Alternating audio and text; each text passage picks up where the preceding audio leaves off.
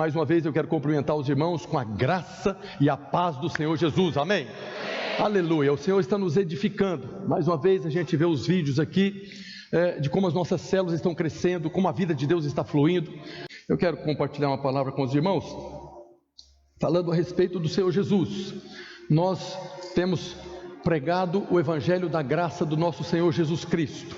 Essa é a palavra que nós pregamos, esse é o Evangelho que nós pregamos. Nós fomos chamados para pregar as boas novas do Evangelho, e as boas novas é Cristo, é o próprio Senhor Jesus que é a boa notícia. Lá o profeta Isaías uma vez clamou: ó, se fendesses os céus e descesse, e os montes tremessem da sua presença, e os gravetos pegassem fogo. Ali havia um clamor do profeta para que o céu se abrisse, e esse céu se abriu há 2000 anos atrás, e a graça de Deus veio e habitou entre nós, cheio de graça e de verdade. O Senhor Jesus é a própria graça de Deus. Nós vemos João falando isso lá no Evangelho dele, capítulo 1, verso 14. Diz que o verbo se fez carne e habitou entre nós, cheio de graça e de verdade. Não apenas habitou, continua habitando no meio da igreja, habitando no coração de cada um daqueles que nasceram de novo. O próprio Senhor Jesus é essa graça manifesta. O próprio Senhor Jesus é o Deus que veio quando os céus se fenderam, e Ele veio aqui, e hoje nós podemos desfrutar dele, da obra dele. Nós temos um privilégio que os profetas do Velho Testamento não tiveram. Eles contemplavam aquele que vinha, nós contemplamos aquele que veio. O Velho Testamento anunciava a vinda do nosso Senhor e Salvador. Nós contemplamos hoje a presença dele, porque ele veio. No Velho Testamento ele vinha sobre homens de Deus, reis e profetas, mandava uma notícia e depois saía deles, não habitava, não era um Deus residente. Hoje nós temos um Deus residente, é o próprio Cristo. Nós reunimos a cada domingo para falar de Cristo. A palavra de Deus fala que nós devemos contemplar Cristo, nós devemos conhecer Cristo, devemos buscar Ele em todas as áreas da nossa vida. Nós pregamos Ele como fazia a igreja primitiva. Na igreja primitiva fala lá em Atos capítulo 5, verso 42. E todos os dias, no templo e de casa em casa, não cessavam de ensinar e pregar Jesus o Cristo. O que eles anunciavam e pregavam era o Salvador, o Messias, o Redentor. A pregação das boas novas não é a pregação de Moisés, não é a pregação do pecado, não é a pregação que traz condenação. Muito pelo contrário, é a pregação que traz libertação, salvação. Esse é o Evangelho que nós pregamos. Agora, a palavra de Deus, ela está diante de nós, para nós nos alimentarmos, para nós sermos nutridos, sermos ensinados, instruídos. E muitas pessoas procuram revelações poderosas na palavra de Deus, quando na verdade o que nós precisamos procurar na palavra de Deus é Cristo. É o Cristo que está sendo anunciado em toda a Escritura. Você pega ali de Gênesis a Apocalipse, a mensagem central é Cristo. É através das Escrituras que Ele foi nos revelado, que Ele nos é revelado. Nós pregamos o próprio Senhor Jesus a cada domingo, para que nós possamos ter os nossos olhos abertos para contemplar. Todas as vezes que nós nos colocamos diante das Escrituras, ela vai nos revelar a Cristo. Quando você pega lá no livro de Gênesis, começa lendo ali que Deus criou o homem e a mulher, criou Adão e Eva, e muitos às vezes ficam ali com a história da criação, mas Paulo fala na carta aos Efésios, no capítulo 5, que Adão e Eva está expressando Cristo, é Cristo e a igreja. Então todo o Velho Testamento está anunciando o próprio Senhor Jesus. Então quando você lê ali falando de Adão e Eva, na verdade o que nós precisamos enxergar nas Escrituras é o relacionamento de Cristo com a igreja, como o apóstolo Paulo fala.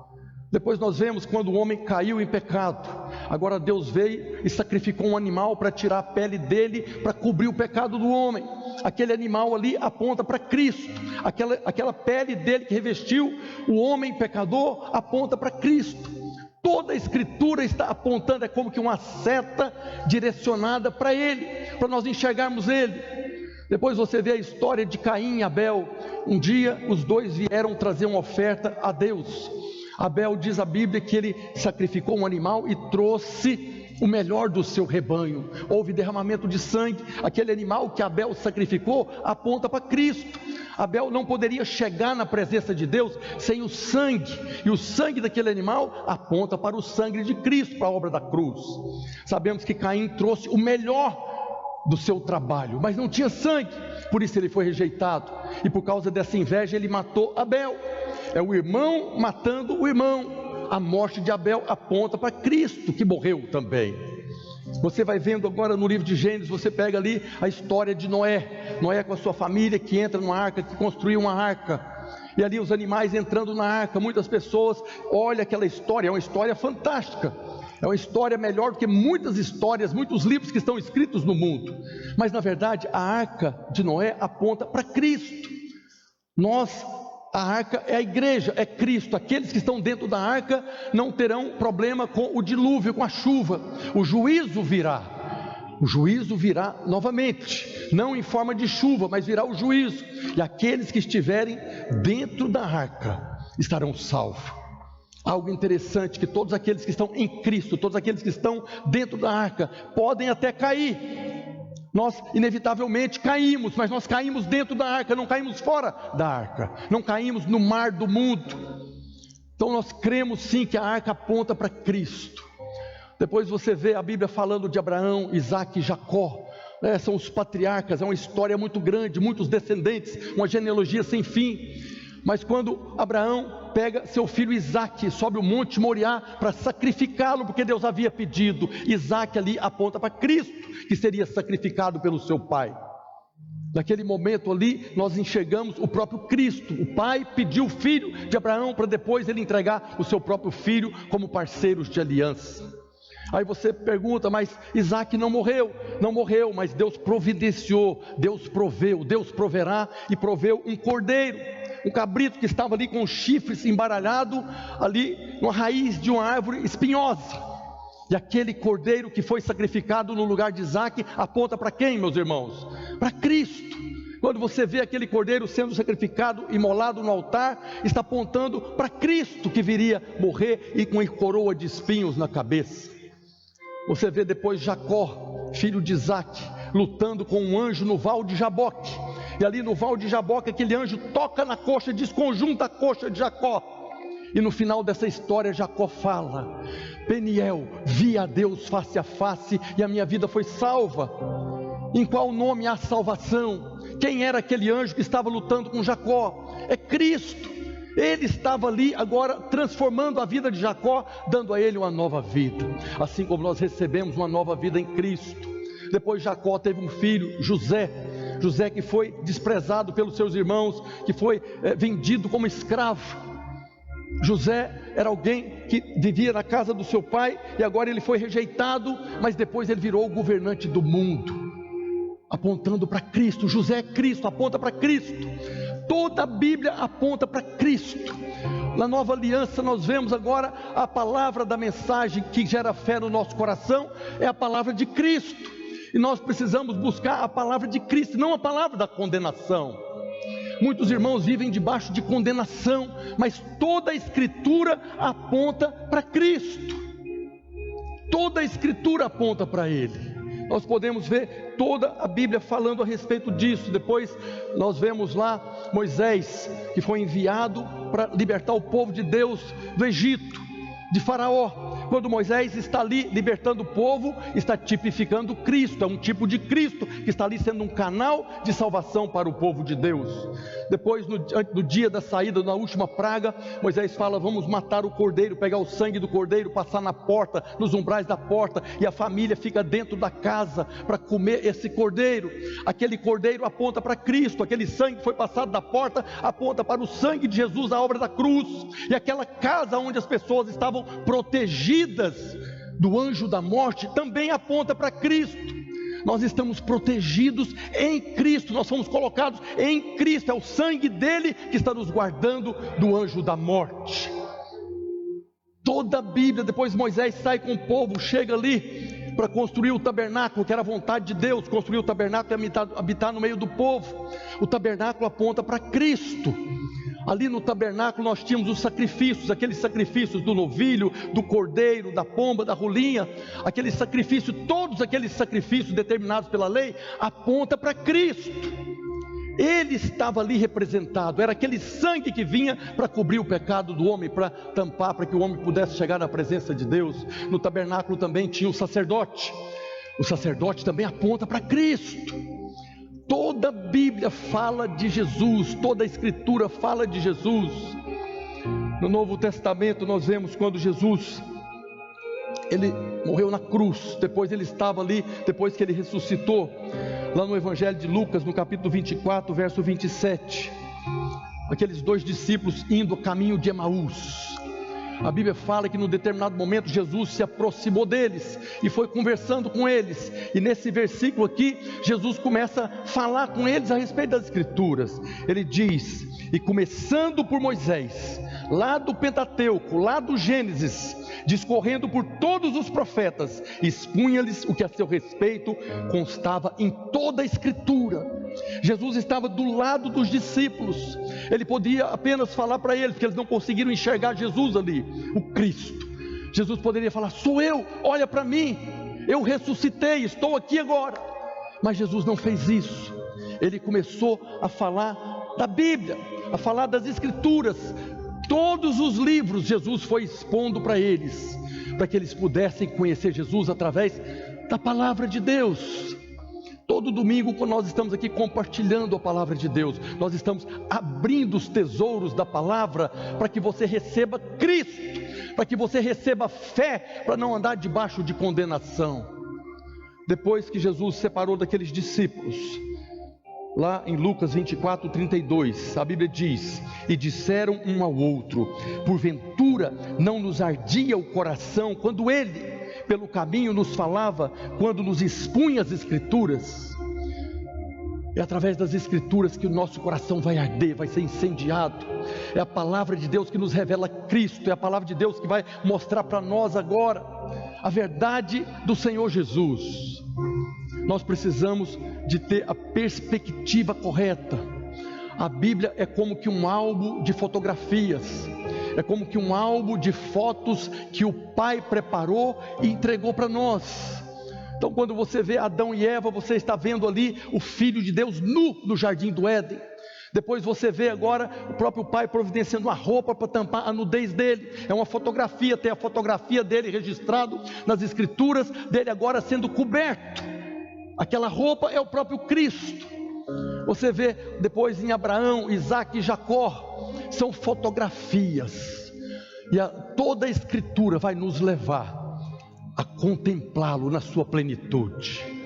São várias fotografias, são várias maneiras que Deus nos apresenta o seu Filho, que o Pai nos apresenta o Filho. Jesus não se manifestou apenas na nova aliança.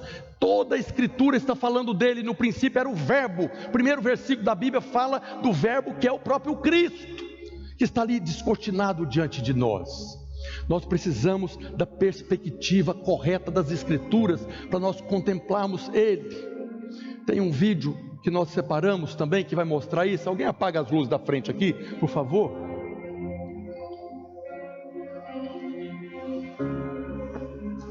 A Bíblia, pode passar o vídeo aí, presta atenção nesse vídeo.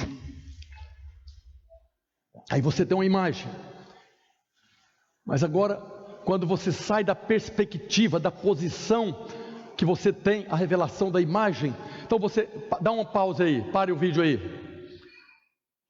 Quando você olha fora da perspectiva correta, você não vê muita coisa. Você vê ali Adão e Eva, você vê ali Abraão, Isaac e Jacó, você vê ali José do Egito, você vê o tabernáculo. Mas quando, pode soltar o vídeo, quando você olha da perspectiva correta, pode soltar o vídeo, querido. À medida que você vai enxergando na perspectiva correta, aí não é Jesus, mas é um rosto.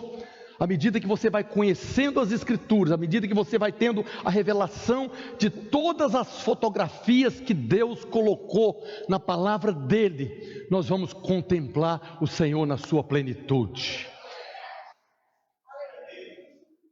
Dá um pause aí. Essa é a imagem que nós temos, à medida que nós conhecemos as Escrituras. Pode acender a luz aí, por favor. À medida que nós conhecemos as Escrituras pela perspectiva correta, nós vamos contemplar Cristo em todos os livros. Há um grupo de irmãos, que eu não lembro o nome da denominação deles, mas eles queriam enxergar Jesus em cada versículo da Bíblia. Eles começaram um trabalho. No princípio era o verbo, está aqui o verbo do versículo 1 de Gênesis 1, está aqui Jesus, né? E depois, cada versículo eles foram catalogando, mas não deu muito certo, que tem versículos que não faz muito sentido, mas isso mostra para nós o quanto a Bíblia fala para nós do Cristo que morreu e ressuscitou, o quanto a Bíblia coloca diante de nós.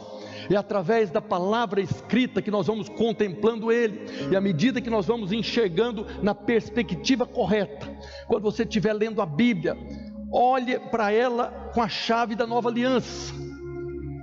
Todo o Velho Testamento é palavra de Deus, mas se o Velho Testamento for lido na ótica da velha aliança, na ótica da aliança da lei, você vai receber condenação e morte.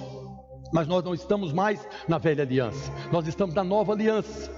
A nova aliança tem a chave para que você possa agora interpretar o Velho Testamento. Nós partimos agora de Cristo, nós já conhecemos Ele, já se manifestou. Então, quando nós usamos a chave da nova aliança, que é Cristo, então agora nós entramos na perspectiva correta da palavra de Deus e começamos agora a desfrutar das maravilhas da palavra, inclusive da lei. A lei revela o caráter de Deus, a lei revela o caráter de Cristo, a lei coloca bênção e maldição, que em Cristo só tem bênção, porque Ele já levou a maldição. Quando você usa a chave correta, quando você olha da perspectiva correta da nova aliança para a velha aliança, então a luz resplandece e você contempla Cristo, como eu acabei de falar, várias menções aqui, mas cada livro da palavra de Deus, se você usar a chave da nova aliança, você vai contemplar o Senhor Jesus ali. Toda a palavra de Deus fala da pessoa do Senhor Jesus, toda a palavra de Deus fala ou da pessoa, ou da obra, ou daquilo que Ele opera na nossa vida. E é isso que nós precisamos contemplar. Quando Paulo fala a carta aos Coríntios, que nós somos contemplados de glória, somos transformados de glória em glória, por contemplarmos Ele como um espelho. E a principal maneira que nós temos de contemplar Cristo, o Senhor, é através das Escrituras. Cada vez que você está lendo a Bíblia, que você agora tem essa perspectiva da nova aliança, em qualquer texto das Escrituras, você está recebendo glória, está sendo transformado de glória em glória. É dele que nós falamos, é por ele que nós estamos reunidos, é ele que nós louvamos e adoramos, é ele que é aquele que era, que é e que há de vir, e virá, como foi prometido, ele virá novamente. Nós precisamos continuar enxergando Jesus em todos os nossos caminhos. É a palavra que tem esse poder de nos incendiar o coração. É na palavra que nós temos como que um álbum de fotografia que nos revela Ele em todos os lugares. É na palavra que nós vamos contemplar o Filho de Deus, quando nós olhamos da perspectiva certa. Nós interpretamos o Velho Testamento, interpretamos a aliança da lei na ótica da nova aliança. Infelizmente, alguns irmãos interpretam a nova aliança, o Evangelho da graça, com a ótica do Velho Testamento. Muitos irmãos vivem debaixo de condenação, porque eles têm agora as boas novas, mas eles usam a chave da velha aliança, a aliança da lei, para interpretar o novo, as boas novas. E quando você usa a chave da lei para interpretar o Evangelho, não é Evangelho, não é boa nova, traz condenação e morte. Precisamos olhar da perspectiva correta. Jesus é a chave que vai abrir o nosso coração para recebermos, experimentarmos de todos os tesouros que estão agora liberados para cada um de nós. Eu quero compartilhar 2 textos rapidamente que nos mostram o Senhor Jesus de uma maneira maravilhosa. Lá no livro de Números, no capítulo 30, quando você lê o texto, parece assim completamente fora do contexto que nós estamos falando aqui, mas quando nós usamos a chave da graça de Deus, então nós vamos ver uma linda imagem do Senhor Jesus. Está escrito lá no livro de Números, no capítulo 30, a partir do verso 10, acompanha por favor, que é falando a respeito do voto da esposa. O capítulo é muito grande. Antes fala que quando a mulher é solteira, que ela fazia um voto, o pai dela poderia anular aquele voto. Então você pega uma moça solteira que fazia um voto lá diante de Deus, que a partir de hoje eu não vou comer carne nunca mais na minha vida, e se eu comer carne, que Deus me segue de um olho. E ela chegava e contava para o pai dela, e o pai dela: que burrice é essa, minha filha, para com isso aí, está anulado esse voto. Então aquele voto não era válido diante de Deus. Falando de voto, nós estamos na nova aliança, muitos irmãos ainda fazem voto. Pode ser feito voto na nova aliança, mas aquele que é poderoso de nos dar infinitamente mais do que tudo quanto pedimos ou pensamos, não precisa de voto. Hoje nós não precisamos fazer voto para receber alguma coisa de Deus. Nós podemos pedir e receber de graça. Nós estamos na dispensação da graça. E Ele que não poupou o seu próprio Filho, antes por todos nós o entregou, não nos dará graciosamente. Não precisa de voto mais. Mas tem muitos irmãos que fazem voto, fazem promessa para receber alguma coisa de Deus. Não é errado, mesmo na nova aliança, você fazer um voto. Não faça, peça de graça, receba de graça a água da vida. É o próprio Deus que fala: se Ele não poupou o seu próprio Filho, o que era mais precioso, agora você precisa pagar alguma coisa, você precisa fazer alguma coisa para receber algo desse Deus maravilhoso. Não precisa, peça de graça, receba de graça. Mas no livro de Números aí passa a falar aqui, a partir do verso 10, a respeito da mulher casada. Porém, se fez voto na casa de seu marido, ou com juramento se obrigou a alguma abstinência, e seu marido soube, e se calou para com ela, e lhe não desaprovou, todos os votos dela serão válidos, e lhe será preciso observar toda a abstinência a que a si mesmo se obrigou. Porém, se seu marido lhos anulou, no dia em que o soube, tudo quanto saiu dos lábios dela, quer dos seus votos, quer da abstinência a que a si mesmo se obrigou, não será válido. Seu marido lhos anulou, e o Senhor perdoará ela. Todo voto e todo juramento que ela se obrigou para afligir a sua alma, seu marido pode confirmar ou anular. Porém, se seu marido dia após dia se calar para com ela, então confirma todos os votos dela e tudo aquilo a que ela se obrigou, porquanto se calou para com ela no dia em que o soube. Porém, se lhos anular, depois de os ter ouvido, responderá pela obrigação dela. Esse é um texto que fala da mulher casada, que ela, no Velho Testamento, tinha voto. Então a mulher casada poderia chegar diante de Deus e fazer um voto. Se o marido dela, quando ficou sabendo daquele voto, ele poderia agora deixar aquele voto valer ou não, ele poderia anular ou não aquele voto. O texto está falando que se a mulher fizesse um voto ali, e o marido achar que aquele voto é algo muito radical, então ele poderia anular. Eu estava meditando e estava imaginando Ana, a mãe de Samuel, fez um voto. Ela chegou diante de Deus e fez um voto, que se o Senhor me der um filho, eu vou consagrá-lo ao Senhor, vou entregá-lo para o Senhor todos os dias, e não passará navalha na sua cabeça. Foi um voto que Ana fez. Se quando Eucana, marido dela, ficou sabendo daquele voto, ele poderia anular aquele voto, mas não anulou. Ana se comprometeu que aquele filho que ela receberia de Deus, ela entregaria para Deus. E todo voto que era feito no Velho Testamento tinha uma maldição se não cumprisse o voto. Não é simplesmente fazer um voto. Você faz um voto, Ana fez o voto de entregar Samuel. Se não entregasse Samuel conforme o voto, ela sofreria agora uma maldição, porque não cumpriu o voto. Então no dia que ela fez aquele voto, que ela chegou em casa, contou para o marido, ele poderia ter anulado. Nós sabemos que não anulou. A Bíblia não fala disso, mas não anulou, porque depois ela entregou. Agora, se ele tivesse anulado, ela não teria mais a responsabilidade. Ela poderia ter recebido o filho, não entregava, porque o marido anulou, então aquele voto não valia mais.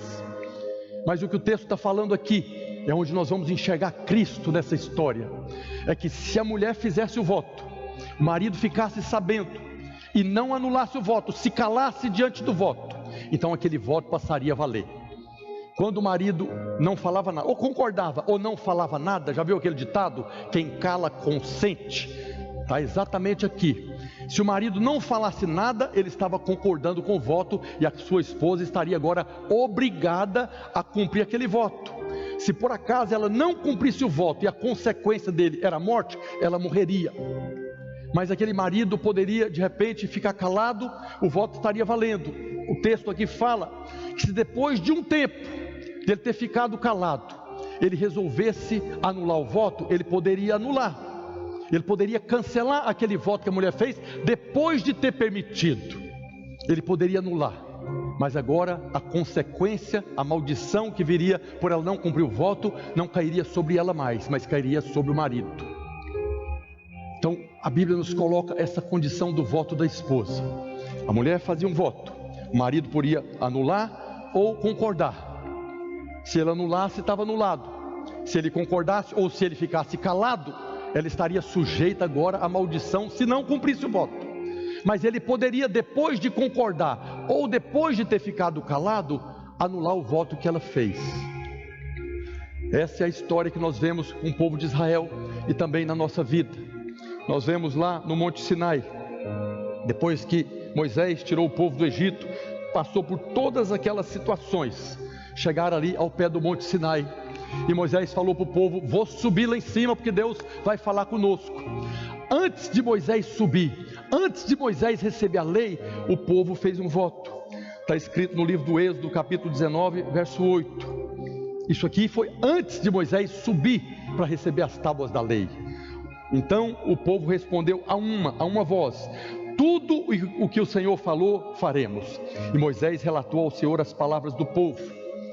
Todos os mestres da palavra de Deus concordam que a vontade de Deus não era dar lei para o seu povo. Quando Moisés chegou no Egito, todas aquelas situações, aquelas pragas, Deus libertou, Faraó libertou, passou o Mar Vermelho. Não houve nenhum momento de juízo daquela caminhada ali do Egito até o Monte Sinai. Não que o povo não pecou, o povo pecou muito, o povo blasfemou muito. Algumas semanas atrás falamos, quando o povo chegou ali no Monte Sinai, no Mar Vermelho, o exército de Faraó vinha atrás, e logo eles falaram: será que estava faltando sepulcros, covas no Egito, para Deus nos colocar para morrer nesse deserto? Estavam blasfemando contra Deus, era pecando contra Deus, que tinha tirado lá do Egito com mão poderosa. O tempo todo eles foram pecando, nas águas de Mara, de Refidim, todos os lugares eles pecaram, reclamou: estamos com fome, estamos com sede, o tempo todo murmurando, reclamando. Em nenhum momento Deus mandou juízo. Deus estava conduzindo eles pela sua graça, não havia maldição, não havia condenação. Mas quando chegou ali ao pé do Monte Sinai, o povo fez um voto. Eles falaram: tudo que o Senhor falar, nós vamos obedecer. Até ali não tinha lei, não tinha obrigação nenhuma. Mas a partir desse momento a história mudou. Moisés subiu o monte, recebeu as tábuas da lei. Os mestres concordam que o que Deus iria entregar para Moisés era o tabernáculo, porque a vontade de Deus era construir o tabernáculo e habitar no meio do seu povo.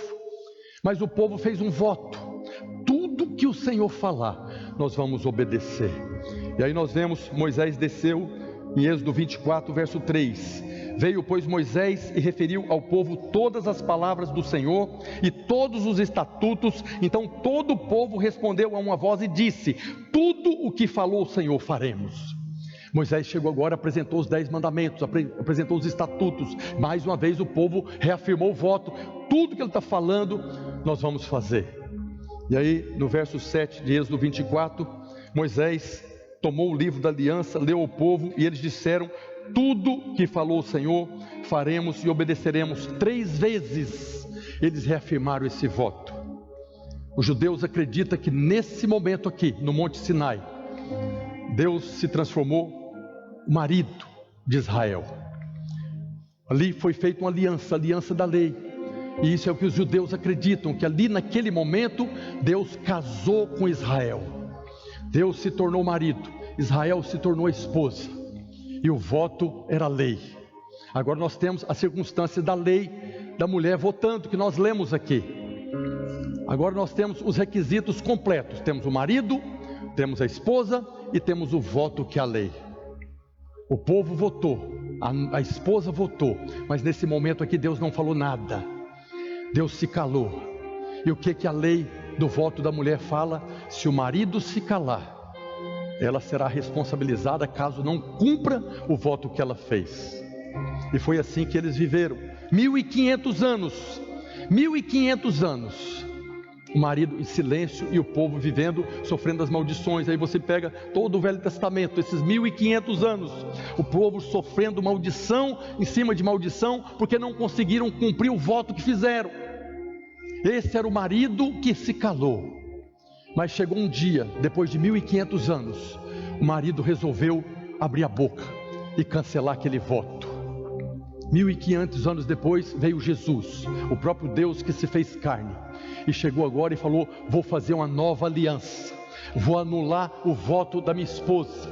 Agora em Cristo Deus veio e anulou o voto. A lei fala que o marido pode anular o voto, só que a partir do momento que ele permitiu e depois se arrependeu, ele pode anular. Só que ele sofreria agora a maldição pela esposa não ter cumprido a lei. É exatamente aqui que entra a maldição da obra da cruz. Jesus assumiu a maldição sobre a qual a esposa estava, por ter feito um voto e não cumpriu o voto. Ele se calou. Por que Deus se calou quando o povo fez o voto? Que Deus queria mostrar para o povo a natureza pecaminosa. Deus queria que eles clamassem por salvação. Deus queria que eles clamassem pelo Salvador, que foi anunciado desde o Gênesis. Deus se calou no primeiro, o marido se calou no primeiro momento, para que eles tivessem a revelação de que eles não poderiam dar lei. A lei não foi dada para ser cumprida. A lei foi dada para mostrar a incapacidade que nós temos de cumprir a lei. No Velho Testamento era assim e hoje continua sendo assim. Ninguém pode cumprir a lei. Não há um homem sequer que viveu nessa terra, exceto Jesus, que cumpriu a lei perfeitamente. Mas há 2000 anos atrás, o marido, o Senhor, veio e anulou o voto da esposa e sofreu a consequência. Por isso você vê agora Paulo falando na carta aos Gálatas, no capítulo 3, verso 13: Cristo nos resgatou da maldição da lei, fazendo-se Ele próprio maldição em nosso lugar, porque está escrito: maldito todo aquele que for pendurado no madeiro. Uma das razões pela qual Jesus morreu crucificado numa cruz, é porque existia uma outra lei, que falava que a maldição viria sobre aquele que fosse pendurado no madeiro. A maldição da lei, por não cumprir a lei, não era crucificação, era apedrejamento, morte por apedrejamento. Quando a mulher não cumpria o voto, morria por apedrejamento. A maldição que viria para o povo de Israel, que não cumpria a lei, era a morte por apedrejamento. Jesus não morreu por apedrejamento. Lá no livro de Deuteronômio, capítulo 21, verso 23, está escrito: o seu cadáver não permanecerá no madeiro durante a noite, mas certamente o enterrarás no mesmo dia, porquanto o que for pendurado no madeiro é maldito de Deus. É isso que Paulo está falando. Cristo nos resgatou da maldição. Se Jesus tivesse morrido por apedrejamento, ele estaria agora sofrendo, nos perdoando, estaria liberando a esposa. Mas Deus queria muito mais do que isso. Deus queria libertar da maldição. Por isso Jesus não morreu por apedrejamento, ele morreu pregado na cruz. Ele levou a maldição e nós fomos libertos completamente da lei. Israel foi liberto completamente da lei. Eles viviam debaixo da condenação da lei, mas pela fé agora eles poderiam, porque foi pela fé também que eles assumiram a condição de cumprir a lei. Quando eles nem conheciam a lei, não sabiam dos 10 mandamentos, quando eles abriram a boca e falou: tudo que Deus falar vamos obedecer. Era pela fé, eles nem sabiam o que Deus estava falando. Mas hoje, pela fé, eles são completamente libertos da maldição da lei, porque Cristo se fez maldição no lugar deles. E assim como é com Israel, é com a igreja. Jesus nos libertou do nosso voto de cumprir a lei. Muitas pessoas do mundo ainda estão querendo cumprir a lei: não roubar, não matar, não adulterar. Estão debaixo da condenação da lei, até compreenderem que o marido, que o esposo da igreja já anulou o voto do cumprimento da lei. E porque ele anulou o voto do cumprimento da lei, ele teve que assumir agora a maldição que era para a esposa. A maldição era para a esposa, não era para ele. Mas como ele se calou por um tempo, agora ele veio e assumiu essa maldição. A igreja está liberta da lei. A igreja é essa noiva, é essa esposa que não está mais debaixo da condenação da lei. Por quê? Porque o esposo assumiu o seu lugar na maldição e anulou o voto do cumprimento da lei. Isso é maravilhoso. Nós precisamos compreender isso. Aqui nós temos um retrato de Cristo. Nesse texto que aparentemente está falando apenas do relacionamento de marido e mulher, quando você lê esse texto aqui de maneira mais natural, você vai até entender que aqui temos princípios que o marido tem que cuidar do que a esposa fala. Se a esposa falar alguma coisa imprópria, o marido tem que anular. Esse texto nos mostra princípios a respeito de casamento. Que há coisas que acontecem na sua casa, marido, é quando você fala. Quando o marido se cala dentro de casa, coisas ruins podem acontecer. Deus deu ao homem uma autoridade, o encabeçamento da casa, e deu a ele até a autoridade para anular, para paralisar certas coisas que a esposa ou que os filhos fazem. Que aconteceu lá no jardim do Éden. Nós vemos lá no Éden que a serpente falou, a mulher falou, mas Adão não falou nada, Adão ficou calado. E aí aconteceu toda aquela situação lá. Nós, enquanto maridos, devemos estar atentos com aquilo que está acontecendo na nossa casa. Em toda situação que acontece, o texto fala, se o marido anular, está anulado, Deus perdoa a esposa. Mas quando o marido se cala, então coisas agora vão acontecer. Nós, enquanto maridos, enquanto pais de família, enquanto cabeça do lar, precisamos estar atentos e nos posicionar a cada dia, para que a nossa casa seja guardada de coisas ruins. Não é que as esposas fazem coisas erradas, mas o marido está ali para poder governar a casa, e ele tem essa autoridade para poder anular coisas erradas que estão acontecendo. A igreja, assim como Israel, é a esposa do Senhor. E nós também fomos libertos. Por isso Paulo fala em Romanos 8:1, agora pois já nenhuma condenação há para os que estão em Cristo Jesus. Nenhuma condenação há, por quê? Porque ele já levou a condenação. No dia que ele anulou, no dia que ele trouxe a nova aliança, no dia que ele substituiu a velha aliança pela nova aliança, ele anulou aquele voto que a igreja havia feito. Nós precisamos viver do Evangelho da Graça. Aqui nós temos um retrato do que o Senhor preparou para nós. Nesses 1500 anos de lei, a Bíblia não fala de nenhum marido que fez isso. No caso de Ana, Eucana não anulou o voto. Não tem nenhum registro. Mas imagina comigo, por 1500 anos, certamente houve algum marido lá que se calou diante de um voto da esposa, e depois está ali vendo o sofrimento daquela esposa, lutando para poder cumprir aquele voto, e ele chega e fala para ela, chega, a partir de hoje chega, não precisa mais cumprir esse voto, eu estou assumindo agora a condenação desse voto que você fez. Ele poderia fazer. Imagina se algum marido fez isso, e agora aquela esposa está diante de um homem que libertou ela de uma maldição, de um voto que ela mesma fez. Como você acha que essa esposa se sentiria? Tremendamente amada. Talvez a mulher mais amada do mundo. Meu marido está me libertando de uma bobagem que eu fiz, está assumindo a consequência de um ato que eu fiz. Todas as vezes que o marido se posiciona em favor da sua esposa, agora Deus vai trazer agora luz para esse casamento, restauração para esse casamento, mudar a história desse casamento. Tem um outro retrato que eu quero compartilhar. Está relacionado à lei do escravo hebreu. Nós vemos Paulo falando na carta aos Filipenses, no capítulo 2, a partir do verso 7, falando de Jesus, do Cristo.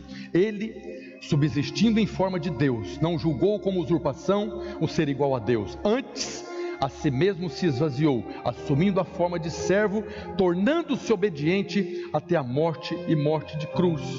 Os irmãos sabem que a palavra servo aqui não é servo, é doulos, é escravo.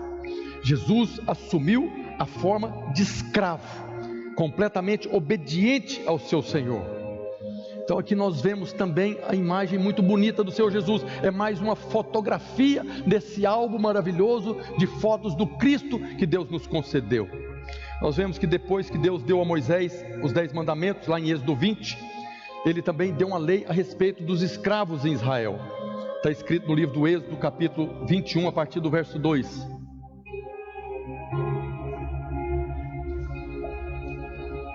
Se comprares um escravo hebreu, 6 anos servirá, mas ao 7º sairá forro de graça.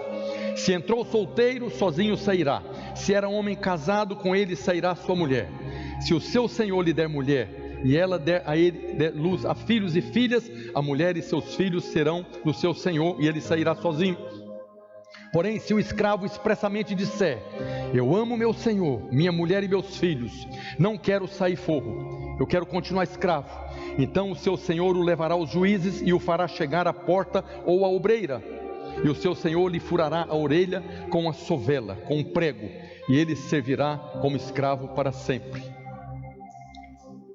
Um escravo hebreu não era como o período da escravidão no Brasil, aqui na América do Norte. O mercado de escravos lá, aqui fala, se ele comprasse um escravo, não existia o mercado de escravo, não se vendia escravo como foi aqui na época da escravatura aqui. A pessoa só se tornava escravo em Israel por causa de uma dívida. Então ele tinha uma dívida, não conseguia pagar aquela dívida, então ele se vendia para o credor como escravo, mas ele poderia ficar como escravo apenas 6 anos. No 7º ano ele sairia livre. Se nesse período de 6 anos que ele estava de escravo ali, ele casasse ali, o seu senhor desse para ele uma esposa e ela tivesse filhos, quando completasse os 6 anos ele poderia sair livre, porém a esposa ficaria lá, que ela pertenceria, e os seus filhos também. Se ele se vendesse como escravo junto com a família, quando saísse, saía todo mundo. Mas se ele casasse nesse período que estava escravo, então ele deveria sair sozinho.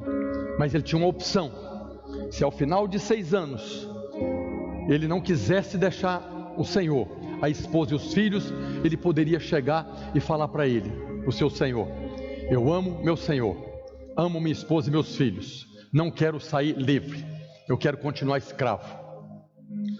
Nós falamos muito disso na nossa reunião aqui, nós já falamos disso. Nós somos esses escravos da orelha furada, nós servimos ao Senhor por amor. O Senhor provou o seu próprio amor para conosco, nós o amamos porque Ele nos amou primeiro. Então nós amamos o nosso Senhor e nós queremos servi-lo o resto da nossa vida. Mas na verdade esse texto, como todos os outros, eles foram escritos por causa de Jesus, não é primeiramente por nossa causa. Foi escrito para nos revelar o coração de amor do Pai. Essa é a condição também que nós podemos experimentar vendo Jesus. Se o seu Senhor então levaria, quando o escravo falasse que eu amo meu Senhor, minha esposa e meus filhos, ele seria levado diante do juiz, a orelha seria furada e ele nunca mais deixaria de ser escravo. Quando furasse a orelha, o sangue seria derramado na porta. Está registrado agora.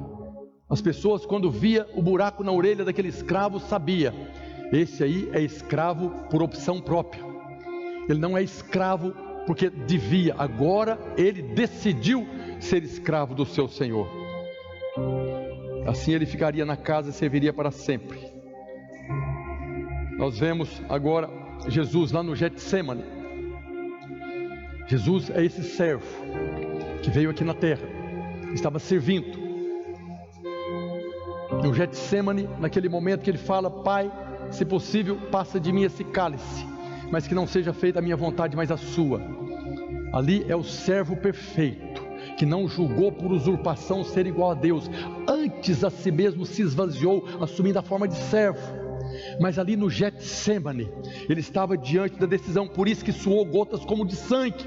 Foi um momento de pressão, ele estava ali agora no momento da decisão. Tinha agora algo que deveria ser feito para salvar a esposa e os filhos, mas ele poderia sair livre. Naquele dia ele poderia sair livre, ele poderia voltar para a glória do Pai, mas ele decidiu: eu vou ficar. Ele decidiu ser o escravo da orelha furada. Mas Jesus não teve as orelhas furadas, não teve a orelha furada. Lá na cruz o Senhor teve as mãos e os pés furados e o lado. Essas marcas estão no corpo dele até hoje. A única coisa que tem no céu, que foi feita pelo homem aqui na terra, são essas marcas. Quando Jesus teve as suas mãos, os pés e o lado furado. O dia que nós comparecemos na presença dele, nós vamos ver esse sinal de que ele decidiu ser escravo por opção própria, para nos libertar, para ficar conosco, para nos servir. O Senhor decidiu ser servo para sempre. Todos nós estamos aqui, às vezes nós oramos, nós ministramos diante de Deus, nós queremos servir a Deus, mas na verdade nós não temos nada que nós possamos servir a Deus, a não ser com aquilo que Ele mesmo nos dá. Jesus é o servo perfeito, é Ele que nos serve. Jesus decidiu nos servir por toda a eternidade. Tem um versículo que fala que um dia nós compareceremos e terá uma mesa posta, e naquele dia, está escrito na carta às igrejas de Apocalipse, que Ele vai comparecer e Ele vai nos servir. Ele decidiu ser servo da orelha furada. Então muitas pessoas relacionam com um Deus que é aquele juiz. Jesus um dia julgará os vivos e os mortos, nós compareceremos perante o tribunal de Cristo, mas Ele se tornou servo da orelha furada para nos servir. Nós vemos Paulo falando na carta aos Romanos, o irmão leu aqui no início do culto, que o Espírito Santo intercede por nós, mas naquele mesmo capítulo fala que Jesus também intercede por nós, está do nosso lado, está no nosso time, está torcendo pelo seu sucesso, está torcendo para que você peça, para que Ele possa te abençoar. Não tem alegria maior no coração do Senhor quando um pecador se achega para Ele pedindo um favor. Foi isso que aconteceu na cruz, quando Ele estava ali na cruz, depois de todo aquele tormento, todo aquele sofrimento, Ele estava pregado na cruz. Isso está lá no Evangelho.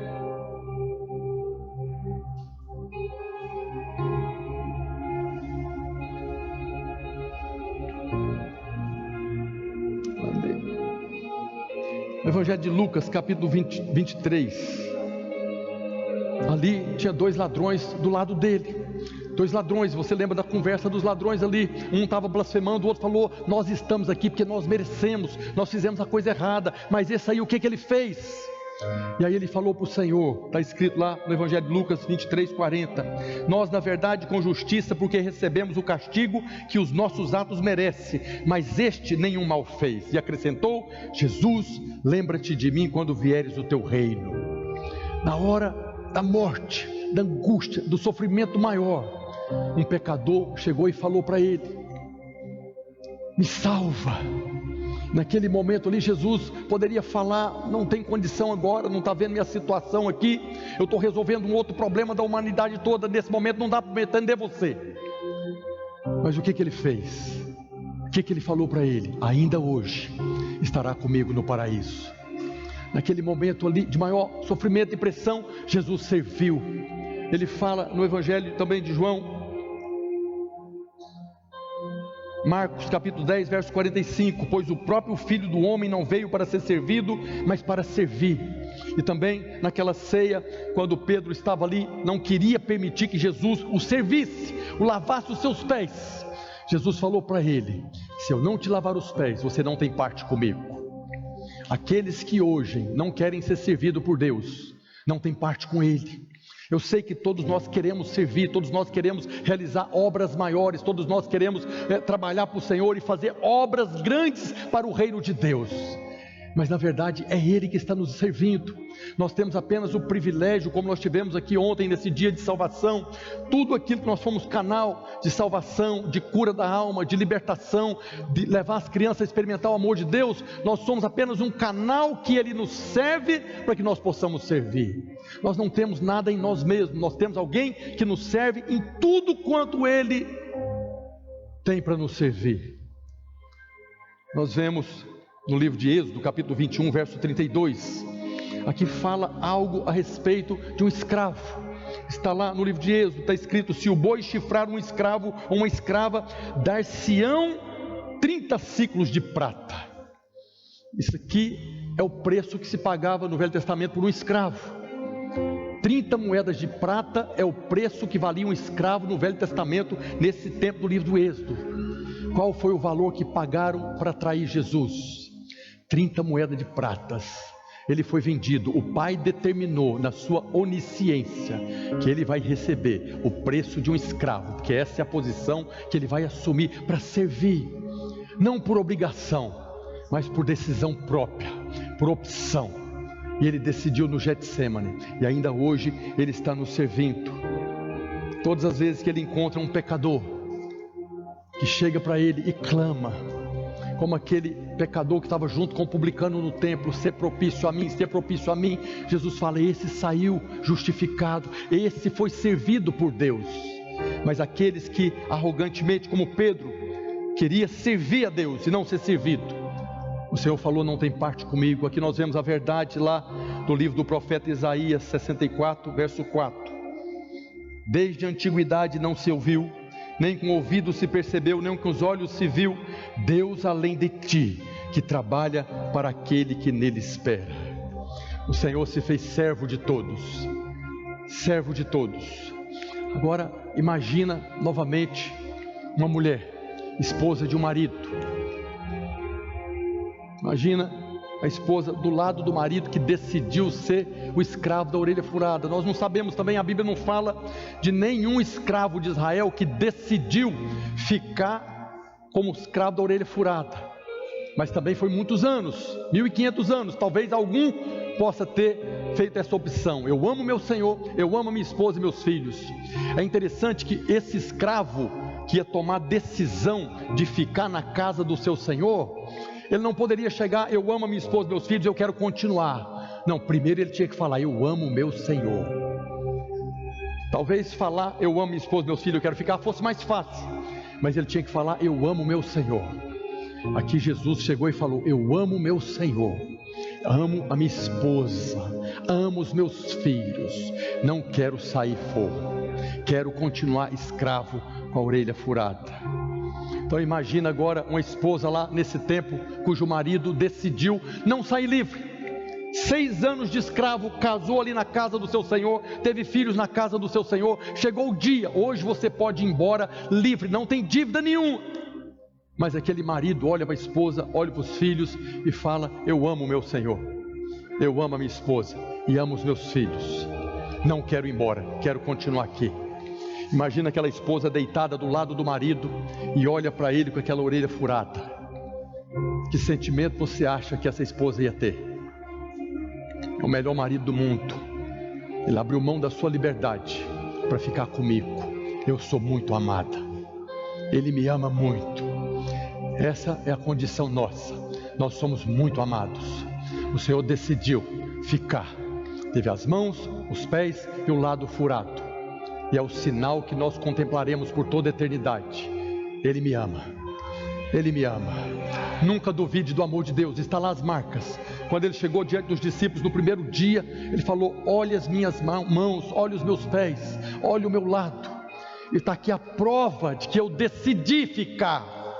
Eu podia ter ido embora, não fui. Queria convidar você a ficar de pé e a equipe de louvor para subir aqui. Hoje é um dia de reafirmarmos isso no nosso coração. A palavra de Deus é um álbum de fotografia. Nós já falamos aqui, a palavra de Deus é uma carta de amor de um pai apaixonado para os seus filhos. Mas a palavra de Deus também é um álbum de fotografia, aonde você vai ver o Cristo que está aqui registrado diante dos nossos olhos como uma foto. Hoje eu falei de 2 retratos desse álbum. 2 retratos: o do marido que anula o voto da esposa e recebe a maldição, e do escravo que poderia ir embora, mas decidiu continuar escravo por causa da sua esposa. São retratos da graça de Deus no Velho Testamento, na dispensação da lei, na dispensação da morte. Está registrado nesse álbum de fotografia a graça e o amor de Deus. Você contempla nesses 2 textos aqui a graça e o amor de Deus. Não é a lei da condenação e da morte, mas estava sendo liberado para nós o Espírito da vida. Por isso Paulo fala em Romanos 8:2: porque a lei do Espírito da vida em Cristo Jesus te livrou da condenação do pecado e da morte. Nós estamos na nova aliança, na aliança da graça, na dispensação da graça. Precisamos desfrutar dela, precisamos falar dela. O mundo não precisa ouvir condenação, o mundo já está condenado. Os irmãos não precisam de ouvir condenação, os irmãos precisam ouvir a boa nova todos os dias. As boas novas não é uma palavra evangelística apenas para as pessoas nascerem de novo. A boa nova é para nós vivermos todos os dias da nossa vida, contemplando, experimentando desse amor que nos foi concedido. Maravilhosa graça nos foi concedida. Maravilhosa graça nos foi concedida pelo Pai que entregou o seu Filho. Maravilhosa graça nos foi concedida quando esse marido anulou o voto da mulher e assumiu a maldição por ela não ter cumprido o voto. Maravilhosa graça nos foi concedida quando esse Senhor, Rei dos reis, Senhor dos senhores, decidiu se fazer escravo da orelha furada para expressar o amor dele. Decidiu ficar aqui para depois levar sua esposa junto. Maravilhosa graça, nós podemos cantar todos os dias, maravilhosa graça, maravilhosa graça, maravilhosa graça. Feche seus olhos agora e ore ao Senhor, e agradeça a Ele, agradeça porque Ele assumiu a condenação do voto que foi quebrado, que Ele recebeu, decidiu se tornar o escravo das mãos e dos pés furados, por amor a você. Pai, no nome de Jesus, oh, nós te louvamos, Senhor, te louvamos, adoramos o Senhor, amamos o Senhor, porque o Senhor nos amou primeiro, amamos o Senhor, porque podemos contemplar esse retrato do Senhor na dispensação da lei, na aliança da lei. Podemos contemplar a graça do Senhor. Louvamos ao Senhor porque hoje nós podemos desfrutar dessa graça maravilhosa, podemos desfrutar do amor do Senhor, podemos desfrutar da comunhão do Espírito, podemos ser igreja, família, exército, povo do Senhor aqui na terra, povo de propriedade exclusiva. Oramos para que essa verdade queime no nosso coração, assim como os discípulos estavam a caminho de Emaús e tinham o coração ardendo pela palavra que foi pregada. Eu oro para que o nosso coração seja incendiado por essa verdade e possamos, ó Deus, olhar os céus e agradecer ao Senhor pela maravilhosa graça que nos foi concedida. Aleluia.